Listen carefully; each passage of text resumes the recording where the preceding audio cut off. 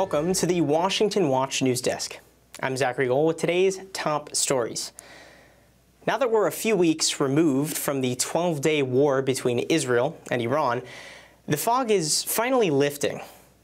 Israel's strikes on Iran's nuclear facilities and military personnel have proven to be quite effective. In fact, Iran now claims their president was injured by Israeli missiles during a National Security Council meeting last month. They believe Israel was targeting the president, along with other top Iranian officials. Despite that news, Tehran has signaled that they're open to further discussion on a nuclear deal. This weekend, Iran's foreign minister said leaders are ready to resume talks with the caveat that, quote, assurance should be provided that, quote, the trend will not lead to war. As for the U.S. strikes on Fordo nuclear site, independent reports verified the attack was successful and dealt significant damage.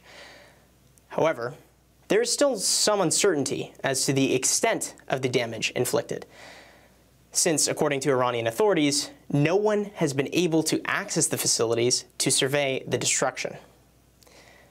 Meanwhile, back stateside, Democrats' favorability in the public eye continues to decline. A new poll showed that the downward spiral for the Democrats' approval rating is not slowing down. The survey revealed devastating news for the left side of the aisle, with approval ratings sitting below 35% for white men, Hispanic men, and the working class generally. Some have pointed out that despite the poor public perception of the Democrat Party, they aren't course-correcting. If anything, they're actually doubling down on their leftist agenda, as shown by the anti-ICE riots, pro-Hamas rhetoric, and the embrace of the transgender ideology. In an interview with CNN, even independent socialist Bernie Sanders admitted the party is failing, at least on the topic of immigration. You don't have a country without borders. If you have borders, you should enforce that border. Democrats have not done as good a job as they should, period. End of discussion. That's correct. So now the question arises, will Democrats move to the center, or will they continue their mad dash even further to the left? The answer could have a large impact on the midterms and the 2028 election. Of course, we'll keep you informed on any future developments. And now, moving to a tragic story. Yesterday in Lexington, Kentucky, a man shot a state trooper during a traffic stop. After carjacking a vehicle, he drove to Richmond Road Baptist Church, where the Lexington Herald Leader reports he was seeking the mother of his children. Not finding her, he fired upon 4 members of the congregation, killing 2 and leaving the others injured. The suspect was killed by law enforcement officers responding to the scene. The injured are still recovering, with 1 in critical condition. Of course, remember to pray for the families affected by the tragic events like this one yesterday. And lastly, it was 1 year ago that the assassination attempt was made on President Trump as he was campaigning for a second term. It's remarkable to think that it was only 1 year ago this week that my time on earth nearly ended. And if you look at that, God was with me, because that's something, in theory, I should not be here today.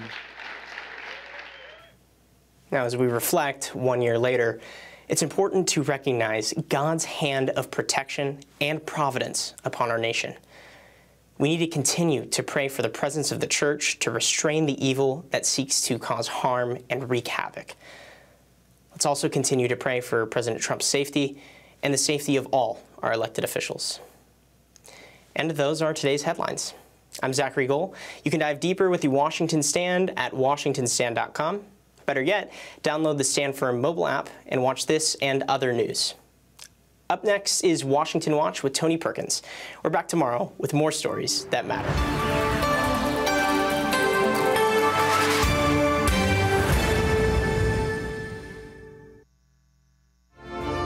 From the heart of our nation's capital in Washington, D.C., bringing compelling interviews, insightful analysis, taking you beyond the headlines and sound bites into conversations with our nation's leaders and newsmakers, all from a biblical worldview. Washington Watch with Tony Perkins starts now.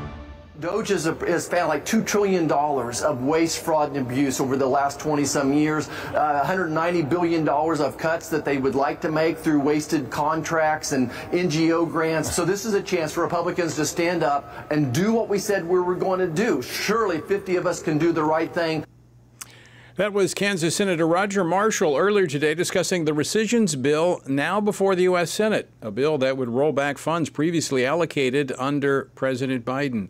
Welcome to this July 14th edition of Washington Watch. I'm your host, Tony Perkins. Thanks for joining us. With the 45-day clock running, can the Senate beat this week's deadline to pass President Trump's rescission package? We'll get the latest from Missouri Congressman Jason Smith, chairman of the House Ways and Means Committee. Also, President Trump is turning up the pressure on Russia, threatening sweeping economic sanctions if Putin refuses to reach a ceasefire agreement with Ukraine. We are very unhappy, I am, with Russia, and we're going to be doing very severe tariffs if we don't have a deal in 50 days.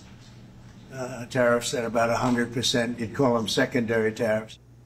North Carolina Congressman Pat Harrigan will weigh in on the Ukraine situation and Iran's curious offer to resume talks with the U.S. as long as the U.S. pledges not to bomb them. Sounds like a non-starter to me. And is the Democratic Party about to self-destruct or remake itself as young Marxists and socialists attempt to wrestle control of the party from what they call the gray hairs that are not radical enough? I'll be joined by the Washington Stand's Suzanne Bowdy and Casey Harper for that conversation. And in Texas, the search continues for flood victims. We will maintain our operations to search and find everybody that we can, as well as ensure that we're going to rebuild this community from Hunt to Camp Mystic to Kerrville down below. We are committed for the long run, not just to rebuild, but to rebuild in a better way. That was Texas Governor Greg Abbott on Friday. But Texas isn't alone. Many hands are helping. We'll hear from Edward Graham of Samaritan's Purse on their relief work and how you can get involved. All of that and more coming up on this Monday edition of Washington Watch. Well, the House and Senate are back in D.C. this week, and the countdown clock continues to tick away on the rescissions package still waiting to be passed. The Senate has until Friday to meet the 45-day deadline or the rescissions package dies. Now, it only requires 51 votes, so this should be easy. It should be an easy matter. Cutting spending, right? No, it is the Republicans that are uncomfortable with the spending reductions, at least some. Joining me now to discuss this and more is Congressman Jason Smith, chairman of the House Ways and Means Committee. He represents the 8th Congressional District of Missouri. Chairman Smith, welcome back to Washington Watch. Thanks for joining us. Great to be with you as always. Well, first, congratulations on playing a key role in shepherding the One Big Beautiful Bill all the way through the House and onto the president's desk. Now, it's been 10 days since that passed and it was signed into law, but Democrats are still talking about it, and they're still spreading, well, let's just say, false facts. Your message to Americans? So the Democrats are doing what they do best, and that's spreading a lot of hogwash. And they're just not being factual when it comes to the One Big Beautiful Bill. This is the largest tax cut for working families, small businesses, and farmers in the history of this nation. It's also the largest mandatory spending cuts in the history of our nation. It's the largest one-time investment in border security. It creates the Golden Dome to protect all Americans. It's the largest welfare reforms in U.S. history. It makes the 96 welfare reforms look like peanuts compared to what's in this bill. It's also the biggest pro-life victory since the Dobbs decision. That's some pretty major wins within this bill. The Democrats will say you're going to cut millions of people off health care. The millions of people, Tony, that they're referring to is the 4.8 million people, according to the Congressional Budget Office, of individuals, able-bodied, healthy adults with no kids who just choose not to work because we put a work requirement for Medicaid. That is what they're talking about. Plus, there's 3.2 million people that will not be on Medicaid because they're illegals. We're making sure they're not on there. And then there's 1.3 million people that's within it that are currently on Medicaid that shouldn't be on Medicaid because they're not eligible. Those are the people that when you hear the Democrats talk about being cut off the system, those are the people that's being cut up. People who's not eligible, they're illegals, or they're just able-bodied, healthy adults that refuse to work 20 hours a week. Chairman, I want you to unpack something for just a moment as you talk about the largest tax cut. I mean, if this wasn't passed, as we've talked about in this program before, huge tax increase. But the Democrats, the left, would say, well, you're just taking the money out of the pockets of the working man and putting it into the wallets of the billionaires. Speak to that. So I would ask the question: how many billionaires get paid on tips? How many billionaires work overtime hours? That's not the case. The majority of this bill affects people who make less than $400,000 a year. This is a bill, no tax on tips, no tax on overtime, tax relief for seniors, huge wins for working families, expanding the child tax credit to $2,200 permanent. That's a huge win for 40 million families across the United States. You could go on and on, whether increasing the benefits in the adoption tax credit to the 199A small business deduction. That helps so many small business pass-throughs to make sure that they have certainty in their investment. These are things that affect working Americans, small businesses. The Democrats are just simply not being honest whenever they say it's helping the billionaires and the millionaires. All right, Chairman, final question on the reconciliation, then we're going to move to the rescissions. So what's going to be the acid test for the consumers, for the voters, for the people out across America, that as they see this unfold, they'll know who was telling the truth? They absolutely will. And what's different about this bill than what happened in the 2017 Tax Cut and Jobs Act is that it's taking effect January 1st of this year. So this year that everyone is in, they have no tax on tips. They have no tax on overtime. And so whenever they file their taxes next spring, they're going to see the benefits of a higher child tax credit, no tax on tips, no tax on overtime, lower tax rates. They're going to see the fruits of those spirits before the next election.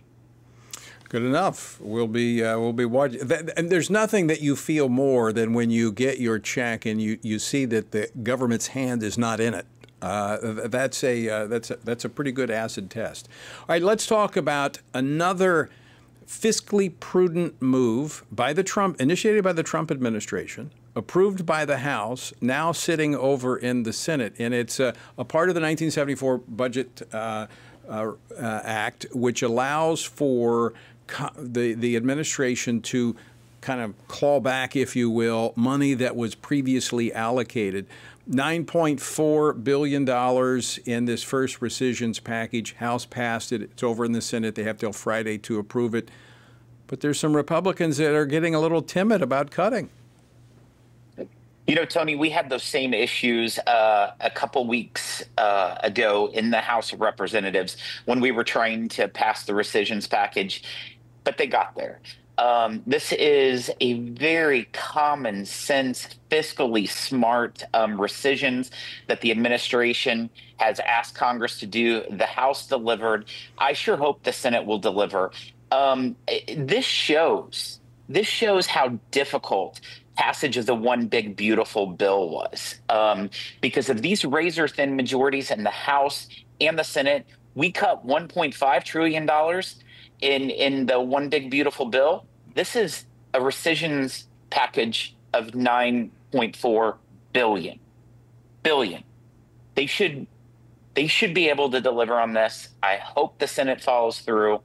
Hope they get the 51 votes. Let's talk just for a moment about process, because under the Budget Act, they have 45 days once the administration submits it. It has to be approved by Friday in the Senate, or what happens?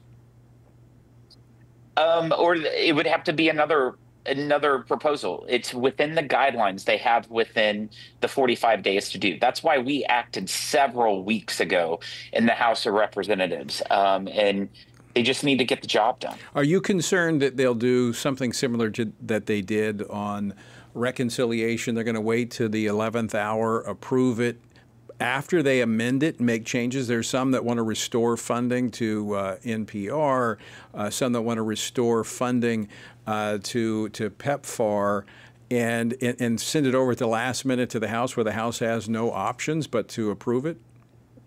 The Senate likes to do that, Tony. You know that. That's exactly how the nature of the Senate is. But if they amend it, it would only be to decrease the $9.4 billion. The $9.4 billion is a very common sense rescissions package. The administration, I expect them to send more rescissions to Congress that Congress needs to act, but this is a very basic one. I think they should be able to deliver on it, but it would not surprise me, Tony, by any means, if they would amend it at the last hour and then pop it over to us on Thursday. Chairman, just got a couple minutes left. Over the weekend, President Trump said he would slap 30% tariffs on goods imported from the European Union beginning the 1st of August. They met today. They are discussing their options in terms of a response or a negotiated settlement. Your thoughts? Well, the European Union needs to be a good trading partner. Their non-tariff barriers that they put on U.S.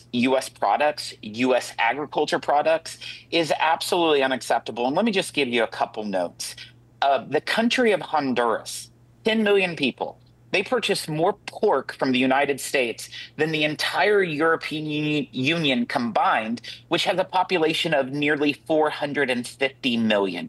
The poor African nation Angola purchases more chicken from the United States than the entire European Union combined. And why is that? These non-tariff barriers that basically eliminate our U.S. farmers from selling those ag products in the European Union. These are reasons why this administration is leveraging these tariffs. They want them to open their markets for our farmers, our manufacturers, and once they do that, those tariffs will definitely go down. Sounds like a level playing field. That's exactly what we're asking for, is to make sure our farmers and our manufacturers are treated fairly on the world stage. Chairman, as always, great to see you. Thanks so much for joining us today. Have a great week. Thanks, Tony. Always good to see you.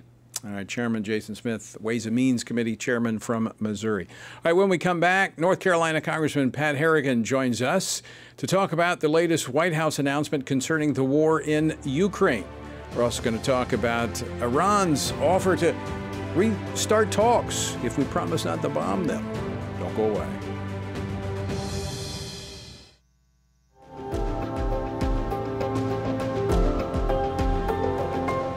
The family is the oldest, most tested, and most reliable unit of society. It is divinely created and sustained. And yet, there are those who are always tampering with its values and structure. That's why we need organizations like the Family Research Council that can effectively defend and strengthen the family. Family Research Council began over 40 years ago, like all great movements of God, with prayer. Today, rooted in the heart of the nation's capital, FRC continues to champion faith, family, and freedom in public policy and the culture from a biblical worldview. FRC is one of those bright lights that helps us focus on true north. And I shudder to think, had they not been here, that it could have been worse. The Family Research Council is key. It's one of a handful of groups that I think will determine whether our children live in a country that enjoyed all of the freedom and all the opportunity that we enjoyed in this great land. It's just a wonderful parachurch organization that doesn't seek to take the place of the church, but it seeks to assist the family and the church as we try to move forward successfully, not in a defensive mode, but in an offensive mode as we seek to live our lives according to the Holy Scriptures. FRC is not going to be whooped. We're going to fight. We're going to take a stand. And again, we don't retreat. You will never see in front of this building here in Washington, D.C., a white flag fly. We will never step back. We will never surrender, and we will never be silent.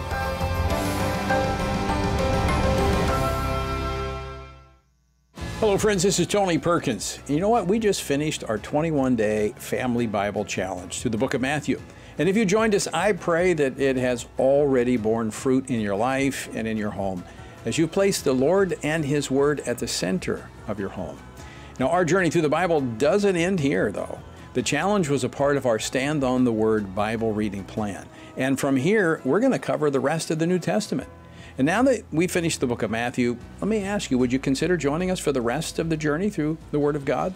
In 10 to 15 minutes a day, you'll see how the good news of Jesus transformed the lives of common people, people just like you and me, and how those same people transformed the known world through the power of the Holy Spirit.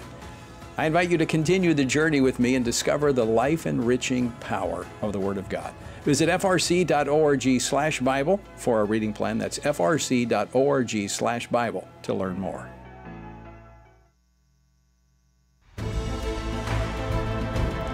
Welcome back to Washington Watch. I hope you have the Stand Firm app. If you do not, go to the App Store and get the Stand Firm app. You can download it.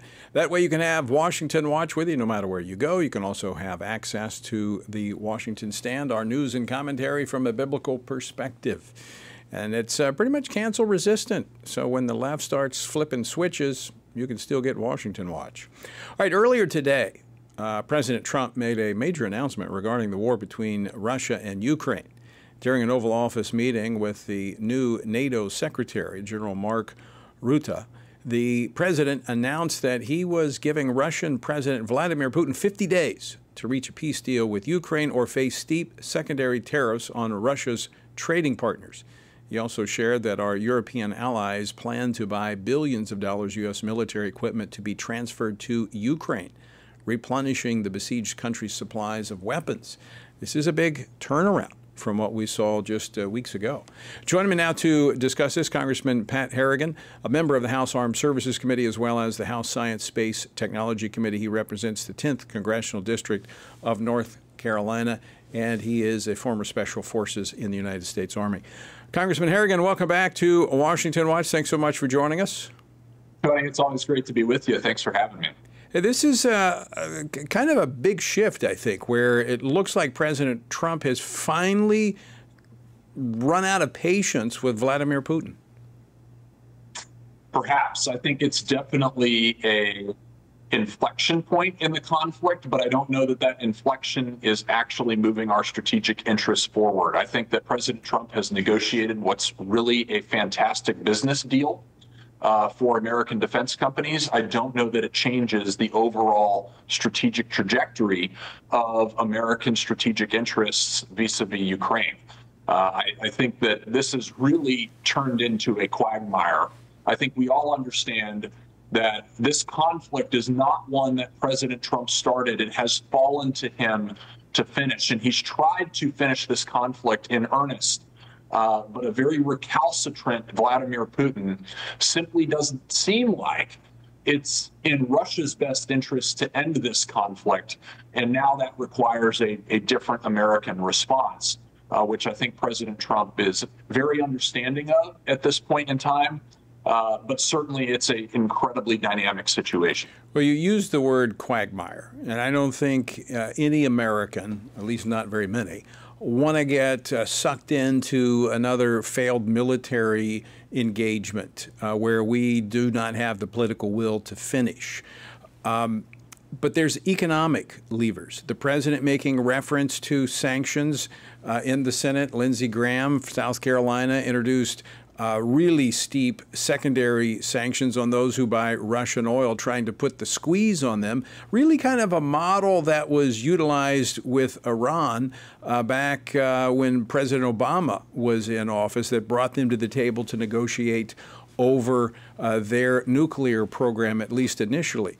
Do you think we can get to where we need to be using the economic levers? I sure hope so, and I think the president certainly hopes so too. I think there's a difference between 100% tariff on Russian goods and actually sanctioning their bread and butter that drives their economy, that fuels this war effort in Ukraine, which would be sanctioning their fuel. So far, that is something that Europe has been unwilling to do because it will increase their per capita costs for energy, both cooling in the summer and heating in the winter.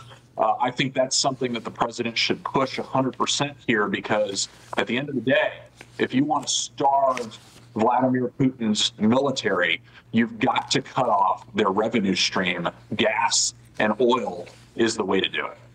Well, and a lot of this is connected to China. They have their shadow fleet that they're selling a lot of their oil to China, and that's where they're making a lot of their money.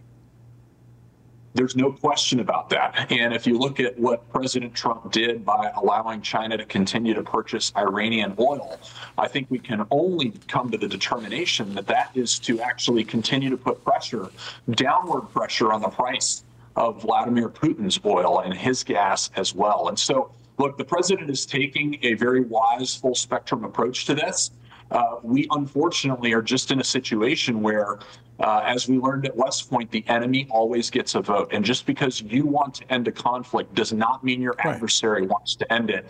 And we have to be responsive to their decisions. Right. And we're not really a party to it. We're just trying to bring about a resolution. We just have about a minute, 2 minutes left. You mentioned Iran. Let's talk Iran for just a moment. Intel coming out suggesting that the strikes there were pretty extensive. More information coming forward every day. Iran now saying, you know what, we're interested in talking. You know, we want to have some conversations again, but we want assurances that it's not going to end up like it did last time. You're not going to bomb us, basically. I mean, that should be a non-starter. We shouldn't agree to any terms. They don't have any leverage over us at this point. That's right. I mean, between the actions that President Trump took, sending B-2 bombers over there to set their nuclear program back by a number of years, and let me just state for the record, too, after going through the classified briefing, the end state of my receipt of that briefing was, Tony, I was proud to be an American. We got some incredible guys that did some absolutely incredible things on the ground over there in Iran. We got in, we got out. Israel has obviously been effectuating their own strategic outcomes in Iran, and America and Israel have been working together to create the scenario that we have today, which is Iran actually wants to come to the table. And that's exactly what President Trump was trying to accomplish. And so, no, I think we hold all the cards. There should be no preconditions to this discussion moving forward, to the negotiations, and I don't think President Trump is the type of leader that is going to acquiesce to that anyways. And so I think we're in a really good place with Iran right now, and we should continue to be and make sure that they are not a nuclear armed power moving forward. Speaking of that, Congressman, just a minute left. What's the sense of how much their nuclear program has been set back? Are we talking months, years, decades? I think it's in years, and also understanding from a cultural perspective, just a practical perspective, with how Israel was actually able to systematically pick apart and eliminate their senior leadership, completely infiltrate their government from a source perspective. They have to question any movement in that direction moving forward in the future. Scared of their own shadow, I would think. Yes, 100%. Congressman Pat Harrigan, always great to see you, my friend. Thanks for joining us today. Great to be with you, Tony. Thanks for having me. All right, have a great week. All right, coming up, more heavy rain hit flood-ravaged Texas over the weekend. Edward Graham of Samaritan's Purse joins me next to share about their relief efforts. Don't go away. The Center for Biblical Worldview's all-day workshops delves into the formation of a worldview, what it is, how it's formed, when it's formed, what that means to them personally and their churches and communities. My hope for people when they come to these worldview workshops is that they will come away better equipped to engage the people and the ideas that they're living with and around. And our goal is to give people more confidence in the gospel, in the fact that what God said to us actually is true, actually is the path to happiness and human flourishing for all of us, but also more confidence in their ability to have these conversations and help lead other people to the truth. For Bible-believing Christians to know what God's Word says on these issues and to learn how they can apply it to their lives. And we believe that the more Christians that we equip, that's how we'll change the nation. Hey fam, listen, Pastor Sammy here at Lighthouse Church, and I cannot tell you how equipping, how empowering, how incredibly educating this conference has been. And so I just want to encourage anybody that either has not been part of or is thinking about hosting this event, certainly to pastors, leaders, even CEOs for that matter. This conference is lights out. I stand behind it myself. I can't commend it enough. We're going to be talking about this for some time to come. The culture is kind of squeezing in on us as God's people, forcing those of us with biblical views to change those views or to suppress those views. It's forcing us to engage with issues that we've never had to engage with. And so what this teaches us is what those issues are, what the Bible says about those issues, and then how we can critically engage our culture on these things in a way that is committed to biblical principle. Visit frc.org/worldview for more information. Thanks for tuning in to Washington Watch. I'm your host, Tony Perkins. Well, just 9 days ago, after the flooding in and around Kerrville, Texas, killed at least 129 people, the devastated area was hit again yesterday with heavy rains, hampering rescue efforts, recovery efforts. As with many disasters that happen here domestically or internationally, Samaritan's Purse has been working to assist victims and show the love of Christ to those who are hurting deeply after this tragedy. Here now to share more on what they've been doing in Texas is Edward Graham, the Chief Operating Officer of Samaritan's Purse. Edward, welcome back to Washington Watch. Thanks for taking time to join us.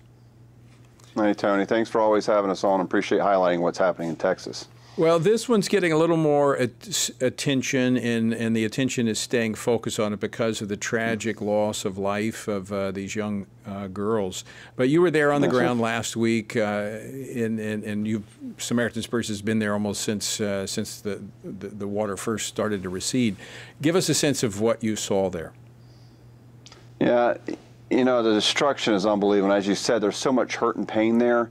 There's a lot of brokenness. So right now, if you're people that are watching, you have to pray for Texas. Remember to pray. Have your families praying. Nothing we say or even our volunteers that are out working and mucking out homes can do is really going to solve the problem of their hurt and brokenness. But prayer will. And so that's what I ask your viewers to do. But what I saw is a very narrow channel path. Think of like a tornado path that just came through, and it's mostly just to the river valley is where the destruction is, but it's unbelievable. It is, they've never seen destruction like this. They're used to flash floods out there, but not to this level, not to this height. There's people there that didn't they're in areas where you would never think to have flood insurance because you're that high and that far away from the river, but it came that far. You're talking to homeowners. And this one lady was telling me, she heard a gurgling noise about 4 in the morning, and she looked and she saw water under her door. Mm-hmm. And she said within seconds her bed was in the air and her head was hitting the ceiling. They didn't have time. But there was no one there angry and talking about, you hear the politics of the early warning, not having early warning. That's not what they're talking about. They weren't angry about that. They're just hurting for their neighbors, and I saw Texans helping Texans. They're getting after it. There's heavy equipment, skid steers, excavators everywhere, and volunteers out serving. Texas is a wonderful place, and they're loving on one another. Now, you mentioned how rapidly this water rose in a very narrow place coming down through the Guadalupe River. Is that similar to what you saw with the flooding in North Carolina after the hurricane? Yeah, so, Helene happened, it was a little later in the morning, and we watched the water rise up in daylight. So a lot of people were able to see the water get to higher places. The thing with Helene, it was widespread. It took over all of western North Carolina, and it was every creek, river, and valley flooded. From what I saw there, yes, there was other areas that had flood damage, because if you're not familiar with the hill country of Texas, it's very rocky. That water has nowhere to go, and it goes down these old washes into the Guadalupe River. But in this case, it was mostly funneled into the Guadalupe River, and that's where all the damage was predominantly that we saw. I saw a couple other areas, but nothing like Helene. And just, I would say the rapid rise of it was faster in that part, even than it was in Carolina. Having gone through a flood like that, and ours was slow in rising, so you had time to respond and make a decision and get out by boat.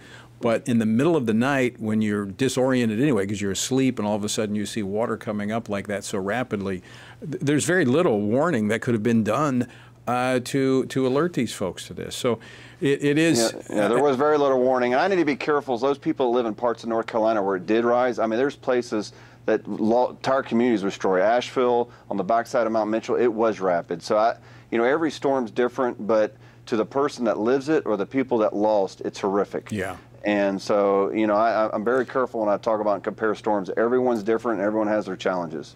So let's talk about responding. As you mentioned, prayer, number one. In fact, so many families all across the nation touched because of the camps that they were there. There were kids from all over that were at these camps. So we're praying. In fact, the Lieutenant Governor, Dan Patrick, had challenged our viewers and listeners to pray for 30 days. Keep praying, because the pain is going to be ongoing of the loss. Let's talk about work that Samaritan's Purse is doing on the ground and how folks can be a part of that. Yeah. People always want, what can I do? How can I get involved? And we've already talked about prayer. That's what I always ask for first. But if you would like to volunteer, we definitely need like day laborers, people that can come locally, because our actual volunteers to sign up and overnight are booked for a couple weeks, and that's good. And I appreciate that, but we're not going anywhere. Right now we're doing muck outs and mud outs. We're cutting back debris. We're mudding out the homes. We're taking the drywall, we're cutting it back, and we spraying the solution to prevent the mold from going in there. And so there's several homes that we got to do. There's some trailer parks that washed away, but we're going to help with rebuilding as well. So for those people, we're looking at people that even lost their cars. We're looking at people that lost their mobile homes, their stick-built homes. We will work there. We already have assessors for that part of the rebuild on the ground. Matter of fact, the community that you're just seeing that I was in, that we're mudding out right now, we're actually going to set up a tent in that community in a neighbor's yard, and we're going to start going through and assessing where people are as far as their insurance and non-insured and underinsured, and we're going to help get people back in their homes quickly. There's some camps that we'll help out with as well. This will take a while, and this is not something that's going to be quick. No rebuild is. But at the end of the day, I do ask your volunteers to stay engaged. If your listeners want to get involved, I'm going to need volunteers for a while. So when the news cycle moves on to something else, just remember Texas will still be hurting, and Samaritan's Purse will need your prayers, but the volunteers. SamaritansPurse.org, and I know for a fact that Samaritan's Purse will stay there until the work is done, long after everyone else has left. Edward, always great to see you. Thanks for joining me, my friend. No, thanks for having us. Remember, the reason we go is to tell them and love them, tell them the story about Jesus Christ and what Jesus did on the cross. Amen. Edward Graham with Samaritan's Purse. Check out the website and help if you can. Family Research Council is committed to advancing faith, family, and freedom from the East Coast to the West. So FRC is going to Southern California for this year's Pray, Vote, Stand Summit, October 17th and 18th at Calvary Chapel, Chino Hills. Join us for this powerful gathering of Christians desiring cultural renewal and spiritual revival.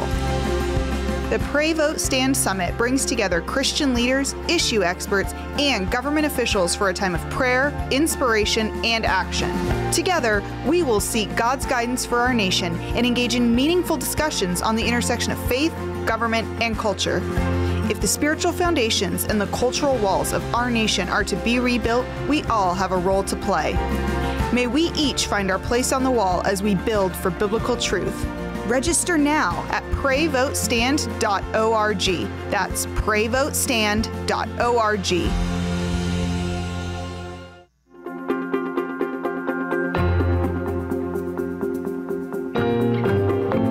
Jennifer, it's so exciting to be here with you today talking about our new book, Embracing God's Design. Who is actually going to benefit from reading this book in your view? There's so many different audiences that can benefit. The first one are counselors themselves, right? Because we have some material in there where we really address the gender dysphoria diagnosis and what is wrong with it.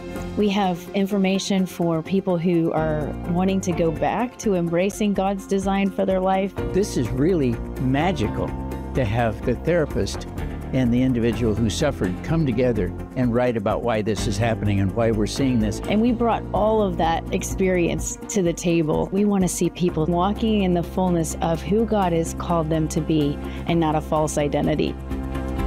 Order today at embracethedesign.com. How should Christians think about the thorny issues shaping our culture? How should Christians address deceitful ideas like transgenderism, critical theory, or assisted suicide? How can Christians navigate raising children in a broken culture, the war on gender roles, or rebuilding our once great nation? Outstanding is a podcast from the Washington Stand dedicated to these critical conversations. Outstanding seeks to tear down what our corrupt culture lifts up with an aim to take every thought and every idea captive to the obedience of Christ. Whether policies or partisan politics, whether conflict in America or conflict abroad, join us and our guests as we examine the headlines through the lens of Scripture and explore how Christians can faithfully exalt Christ in all of life. Follow Outstanding on your favorite podcast app and look for new episodes each week. Welcome back to Washington Watch. Just to follow up on that last segment with Edward Graham, you know, there are a lot of, there are a number, I should say, of ministries that are out there doing relief work, different religious denominations, and I applaud all of them. The reason I have Samaritan's Purse on so often is because I've worked with them many times in my home state of Louisiana through floods, hurricanes, and they're some of the best. They are well organized, and if you volunteer to work with them, you will have no wasted time, no downtime. They're heavily organized, and they do a great job. SamaritansPurse.org. Pray.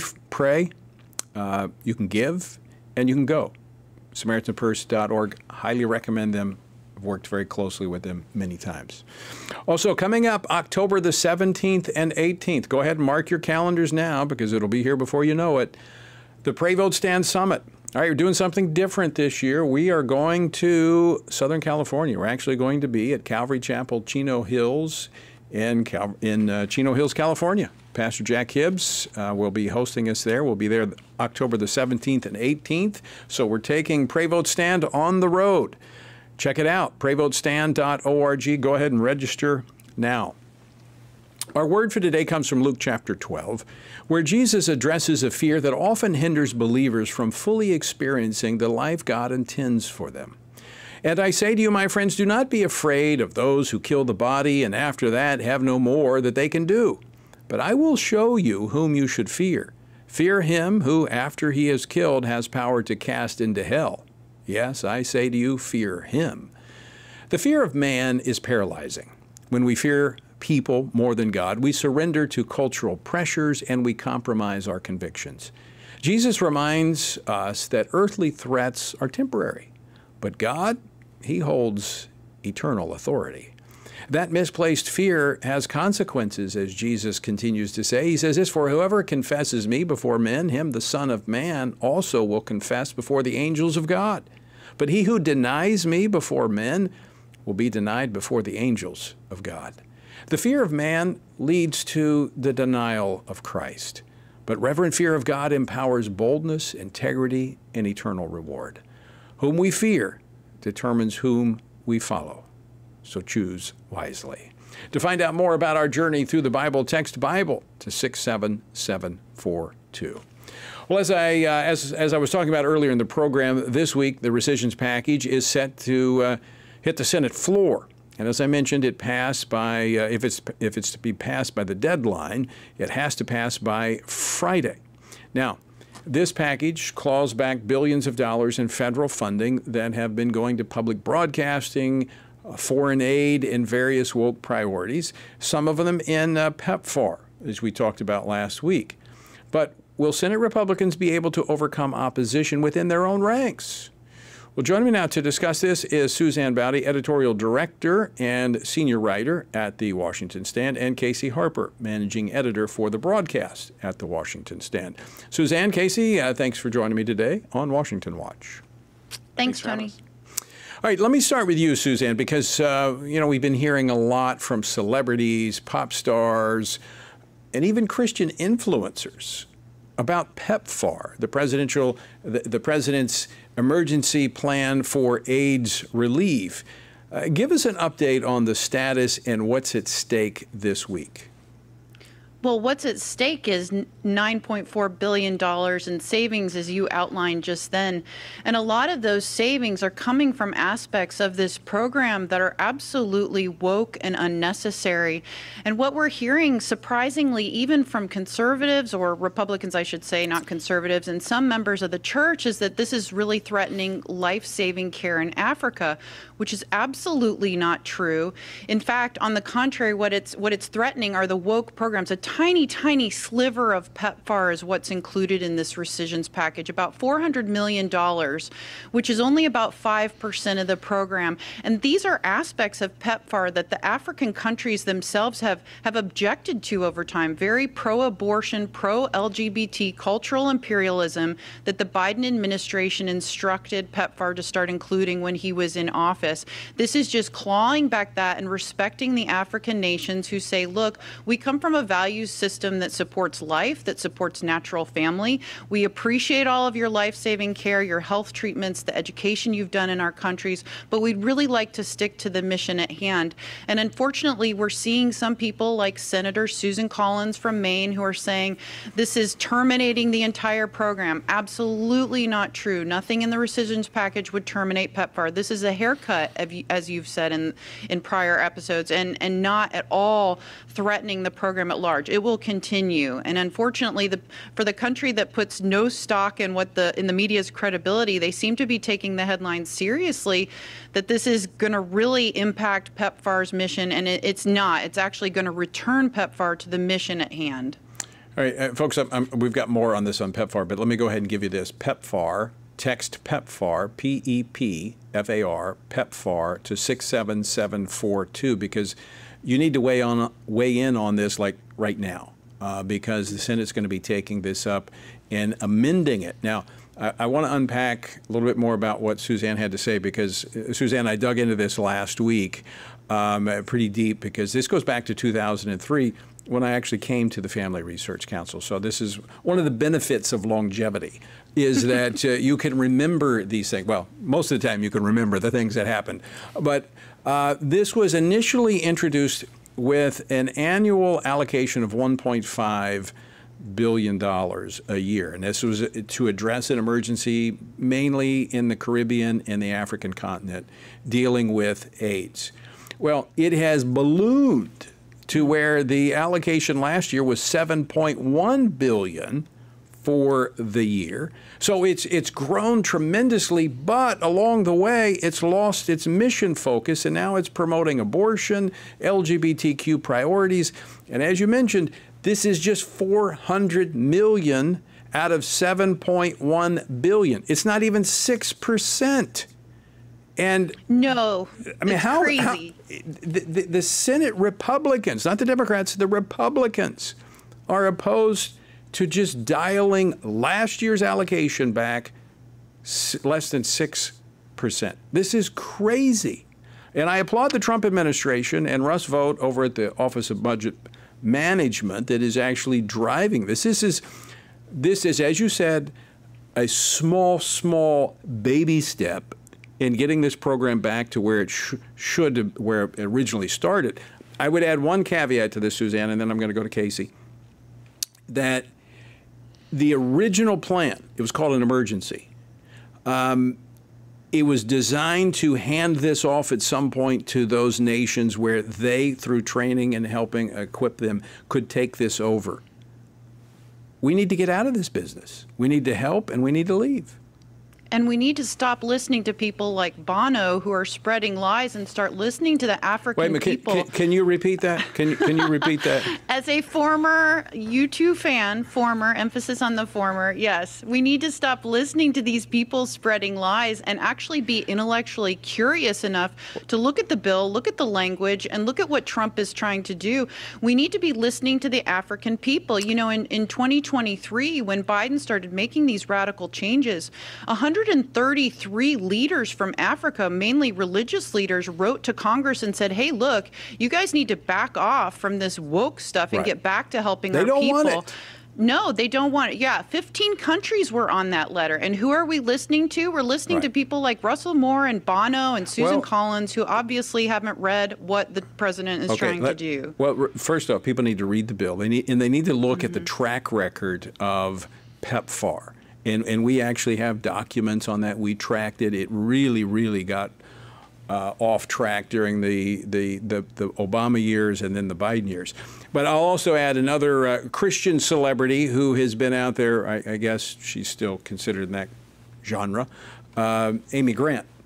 Actually, one of the first concerts I ever went to as a kid in high school. But that beside the point, she's out there. Many of these Christians are saying, oh, this is the compassionate thing to do. No, it's not. To fund abortion, to keep a program that is $7 billion a year that promotes most values that are antithetical to biblical teaching, that's not Christian. That's not compassionate.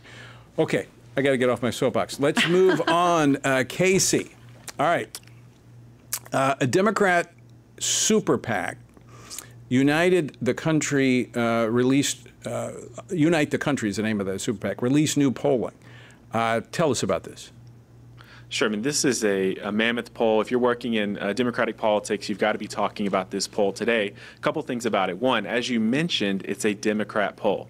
And it's pretty critical of Democrats. And so this is not, as we get into it, this is not like a far-right poll or some GOP poll that's saying negative things about Democrats. It's coming from their own mouth. So that's an important thing to note.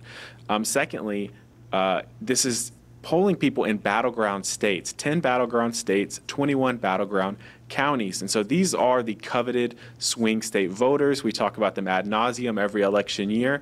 And so here's the question. What did they say when Democrats asked them? Well, they didn't say nice things about Democrats, it turns out, even though Democrats were asking them. So, for instance, with white men and Hispanic men, and really just working class voters, their approval rating has dropped down to below 35%, which is a number, it's really hard to come back from that number, Tony. And so below 35%, but I'm not sure there's any wonder. I mean, you just had some lawmakers on talking about it, but the Democrats just voted against no tax on tips. They voted against no tax on overtime. You know, I used to work as on a survey crew and with, construction guys, and overtime is a very serious deal. And you cannot touch someone's overtime, and getting a lot of overtime is like getting a refund. So I think there's a little bit of out of touch with the working class there. Well, the good news for Democrats, though, with a approval rating that low, they can pick up the profession of used car salesman and actually make an improvement. Not to offend any of our used car salesmen who are listening, but you're not getting overtime if you're a used car salesman. Well, that's true. No, that's true.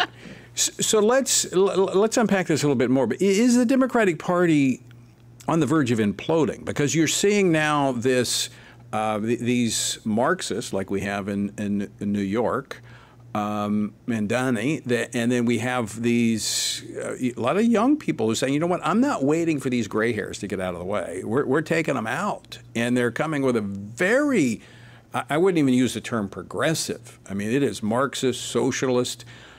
Can the Democratic Party survive this? Yeah, I mean, I think they're asking the same question right now. You've seen a few things happen over the recent months. In the November election, or really, when Trump's first win was earth-shattering for the Democratic Party, it caused a lot of introspection, a lot of reflection. How could this happen? They did a lot of talking. They put Biden forth because they thought he was kind of a working-class guy, and it sort of worked for a little while. But that was just a stopgap measure because the Democratic Party has deep, like subterranean problems, and it's twofold. One, they've built the party now on identity politics and they built it on far-left economic policies. And the identity politics half of the party was totally rebuked and just pushed back and voted down by Americans in November. You know, Kamala Harris, in a lot of ways, was a diversity DEI pick. Biden said as much, and she was rebuffed. And, you know, people like Joy Reid, who were spewing a lot of racism on TV every night, they lost their show. And so now the party is a little bit aimless. They have an identity crisis. And so they're reaching out for the other half of the party, which is far-left sort of Marxist economic policy. But it's very aggressive. It's Mamdani, it's AOC, it's Bernie Sanders. It resonates with young people, but the average American is just not ready to go that far, and for good reason. And so I think this is a good opportunity for Republicans to restate their identity. Well, but I think it requires them to be anchored to transcendent truth and unchanging priorities. And that requires a party platform, which is where I think the Republicans went wrong in the last Republican convention. Suzanne, I think we've seen this on full display even within the Democratic Party structure. David Hogg being ousted, he for wanting to go after in primary Democrats that he didn't think was progressive enough. And I think the Democrats have spent a lot of money on autopsies and strategy meetings and focus groups to find out why they lost in 2024, and they're ignoring all of them, which say you're woke, you're weak, you're out of touch. And instead, that what we see is that they're just, as Casey said, aimless. And really at this point, I mean, this isn't about finding better messaging, crafting better messaging, finding better activism. They really need to find out what their policy goals are. Right now, there's no agreement on which direction the party should go, and that means there's an opportunity for Republicans to create a clear contrast by emphasizing those things that Americans care about, the common sense things about, you know, life and human dignity and marriage and not having boys and girls sports. This is an opportunity for Republicans as much as it is a criticism of Democrats. But in the short term, Democrats can run on the Trump derangement syndrome. That's going to be really helpful for them. They have Trump for another few years, but after that, the party's really going to have to grapple with where do we go from here if we don't have Trump to beat around anymore.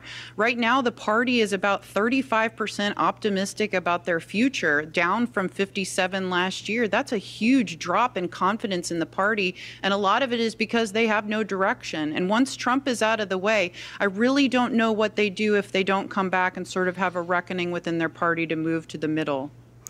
Casey, you just have about a minute left. What's the risk for Republicans during this time as Democrats are trying to find themselves?